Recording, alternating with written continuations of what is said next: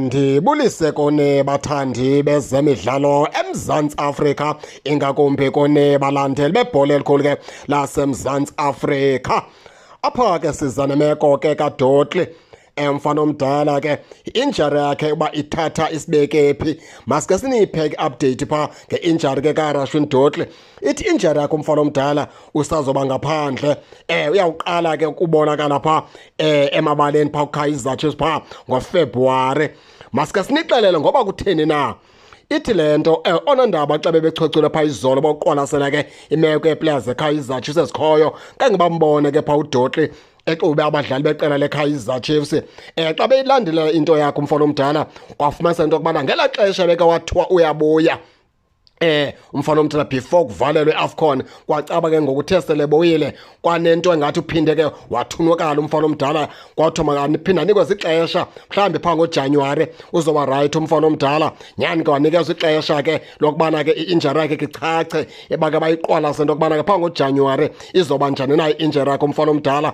Xa bejongile wafumanisa into yokubana ke ingathi uJanuwari naye angangamdlali isafuna uneso la injury.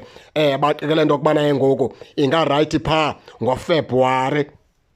Into ethetha ukuthi ke uRashwin Dotli lo abalandeli beqela leKaizer Chiefs ke bakumbona phaa ngoFebruwari ke emabaleni. Kuthiwa ke loo nto ke ikhokhelele ekubeni ke aluze into ezininzi ke umfana kaRashwin Dotli. Uluze indawo yakhe phaa kwiBafana Bafana ngoba umfana omdala ke ngoyena centre back ikhaba ngenxele phaa kwiBafana Bafana. Udlala iimetshi ezininzi kodwa xa sekudlalwa phaa ii-qualifiers ze-World Cup umfana omdala wonzakala.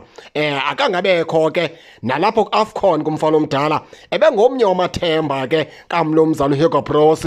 Ebekholelwa phaa kuRashwin Dotli kakhulu uHugo Broos.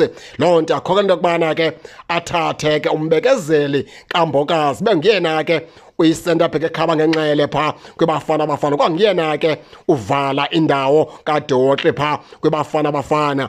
Ayimoshanga kwiBafana Bafana kuphela ke le injury umfana omdala. Nalapho kuqela ke leKaizer Chiefs ke kufike le nkwenkwenyana kaEden McCarthy njenge-centre back ekhaba ngenxele yazi yayivala ke le ndawo yakhe. Into ethetha ukuthi ke ngoku kwawufuneka umfana omdala xa ebuya back asebenze nzima alwele indawo yakhe okanye asebenze nzima ukubuyela endaweni yakhe, ukuquka ke phaa kwiBafana Bafana, ukuquka phaa kwiKaizer Chiefs. Now ukhumbula into yokubana ke iBafana Bafana ilijongene neWorld Cup. Singazi ke noba kukubuya kwakhe umfana omdala xa elwele indawo yakhe mhlawumbi yoba nenyuya bakhe aphinde ambize phaa umlomzana uHugo Broos. Kodwa ke into afuneka yazi kuBafana Bafana umntu athe wamvala indawo yakhe ngumbekezeli kaMbokazi, othe wayivala kwiKaizer Chiefs nguEden McCarthy. Into ethetha ukuthi ke umfana omdala kwawumela asukume alwe ngamandla, awakhuphe wonke amandla wakhe enze into yokubana ke abuyele kwindawo yakhe. Injalo ke baphulaphuli ke akusiyo yam ndodwa, nani ke ningake ningene nitshone into yokubana ke niva njani, nize ke ningakhohlwa usubscribe kule channel ukuze ningaphoswa zezemidlalo endizanothulela zona kwixa elizayo kakuhle babukeli.